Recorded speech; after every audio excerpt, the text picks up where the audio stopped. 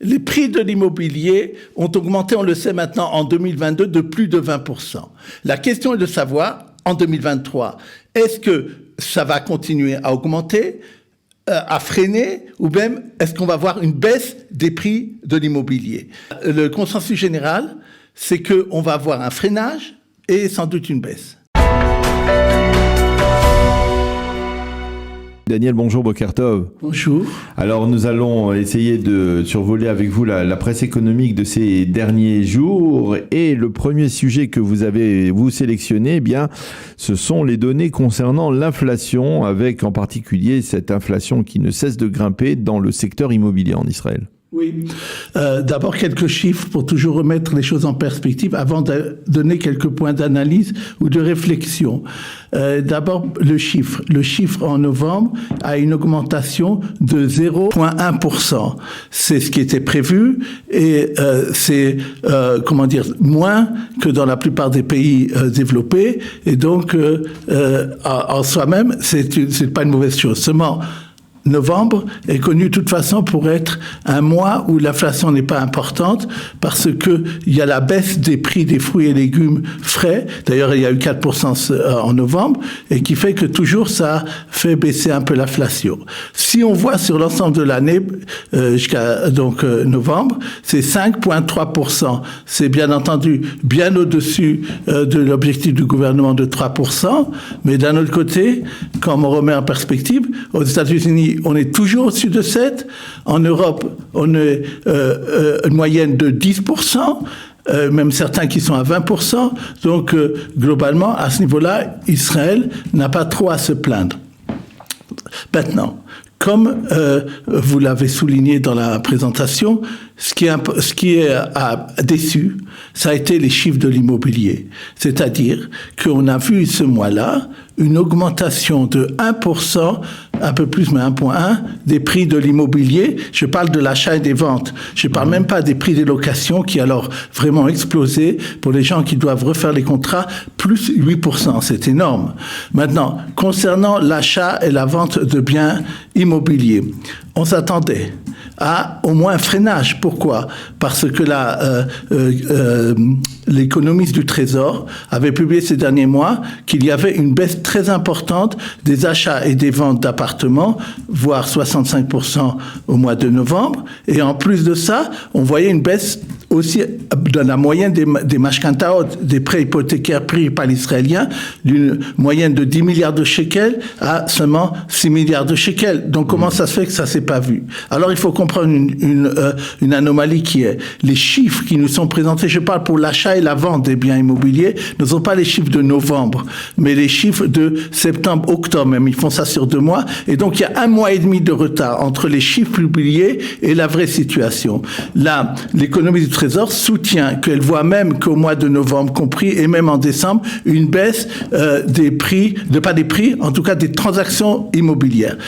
Comme elle l'a souligné, ce qui se passe, les gens qui ont voulu, par exemple, acheter un appartement, ils voulaient en vendre le sien et acheter un autre, se sont précipités pour acheter un autre sans vendre le leur, en se disant de toute façon ça va augmenter. Elle prétend que ceux qui ont fait ça ont souvent perdu de l'argent, ou en tout cas ont été obligés de faire des compromis sur le prix qu'ils pensaient pouvoir avoir. Une autre chose qui est un signe aussi qu'il y a quelque chose qui se passe dans l'immobilier est la chose suivante. Les promoteurs ont des appartements qui sont même pas encore point de vue sur papier, c'est-à-dire ils ont le terrain, mais il faut qu'ils aient les permissions de bureaucratie pour le faire, etc.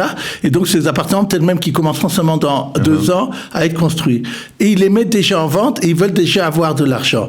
Si eux, ils étaient persuadés que les prix en 2023 et autres, maintenant, allaient augmenter, ils attendraient un petit peu, et on voit que non. Et alors, pourquoi aussi c'est dû à ça? On va d'ailleurs en parler au deuxième sujet.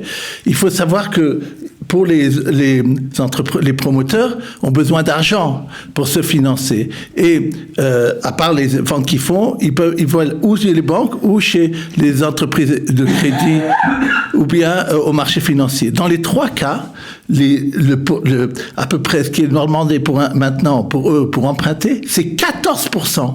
Donc ils ont des frais très très importants.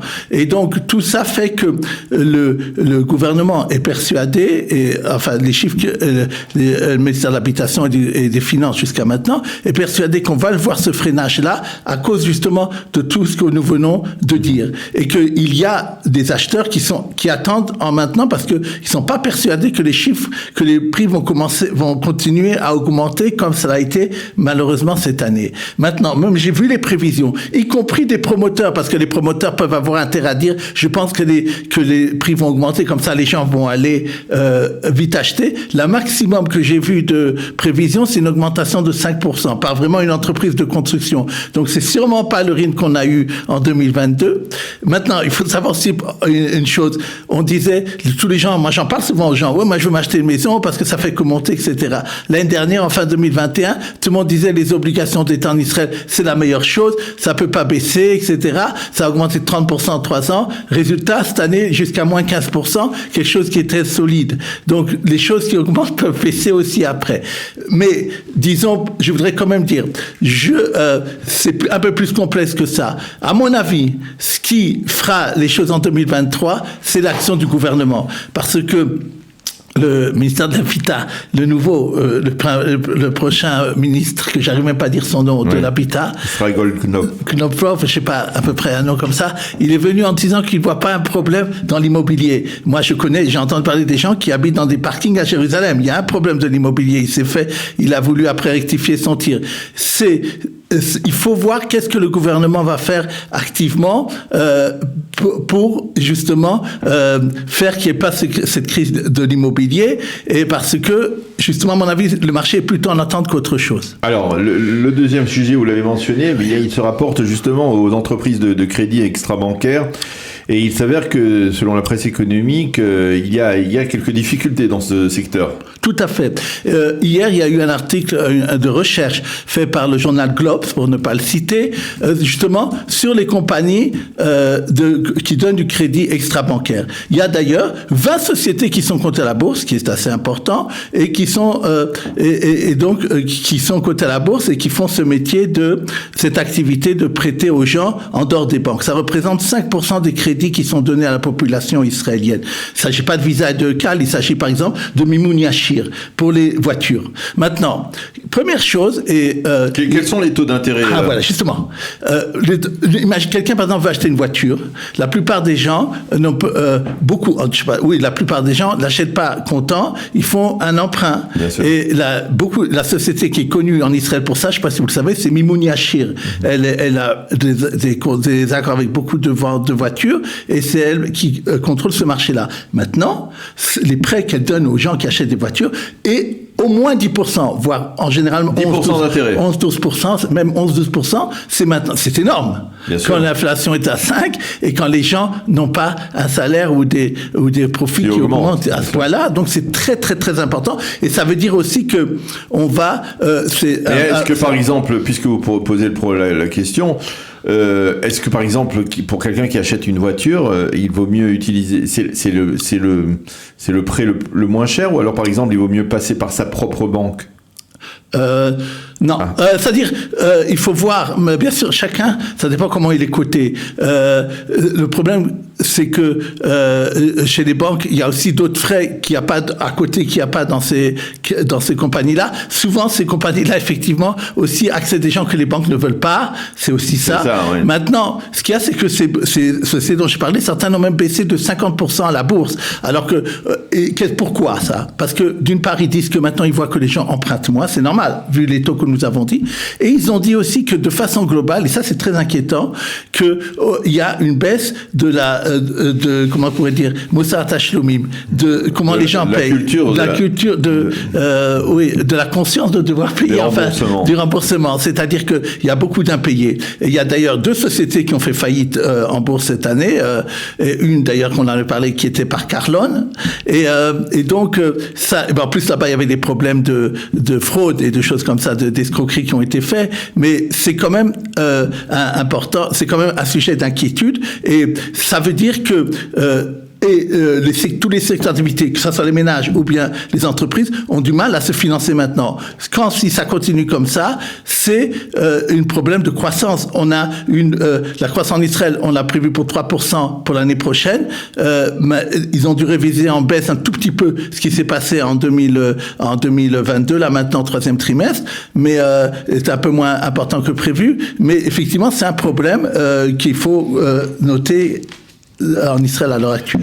On va parler du fisc israélien qui commence à faire des difficultés aux parents, par les parents, pour faire des difficultés pour les cadeaux que les parents offrent aux enfants, ou le contraire? Non. Justement, le fils dit que les parents donnent des cadeaux aux enfants. En Israël, à la différence de la France, il faut le savoir pour nos Olim, il n'y a pas d'impôt sur les cadeaux. En France, comme il y a un impôt de succession, les cadeaux entre parents et enfants, ou même entre membres de la famille, sont extrêmement surveillés. Et si la banque voit, ça peut être considéré comme en vérité quelque chose, un profit, et sur lequel il faut payer des impôts. En Israël, grâce à Dieu, il n'y a pas d'impôt sur les successions, et donc pas d'impôt sur les cadeaux à l'heure actuelle. Maintenant, ça veut dire que dans les membres de famille, au premier degré.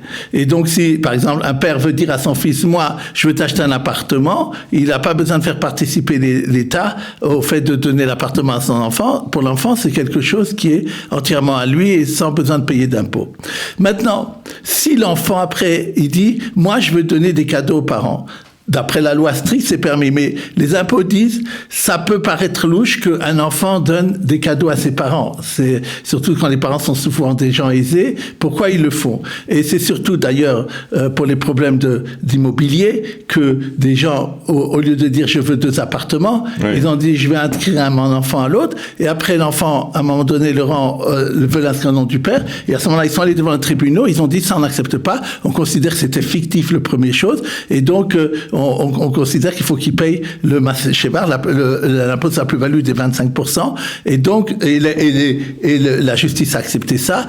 Et il faut faire attention. Pourquoi en plus ça peut concerner énormément de Olim? Parce que j'ai vu beaucoup de cas et j'ai compris ce qui s'est passé dans les années, il y a 2-3 ans, à peu près la France a demandé à ce que chaque somme qui est versée en Israël soit déclarée à la France. Et donc des gens ici venaient en Israël pour la vacance ou je ne sais pas, ils avaient laissé de l'argent à l'étranger, dans les comptes, sans le dire à la France. Et donc ils ont eu très peur, ils ont dit à leurs enfants, je te fais un cadeau, je te donne l'argent. Et le jour où je voudrais, tu me le rendras cet argent-là. Quand je viendrai en Israël faire ma aliyah.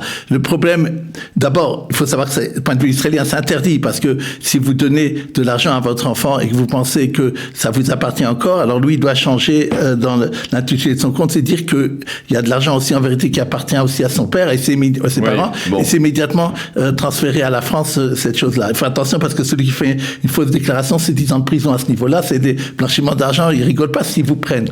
Maintenant, ça veut dire, à mon avis, d'après ce que j'ai compris, ils l'ont pas encore fait au niveau des banques, mais ça peut venir. Je dis aux gens de faire très très attention, que si par exemple l'enfant va vouloir redonner maintenant des grosses sommes, des centaines ou je sais pas combien de milliers d'euros qu'ils ont reçus à l'époque à leurs parents, peut-être les impôts vont vouloir dire d'où ça vient, comment ça c'est que vous faites ça, est-ce qu'à l'époque vous n'avez pas fait. Donc je dis aux gens de faire très attention. Il faut faire attention de toutes les manières dans ce dossier.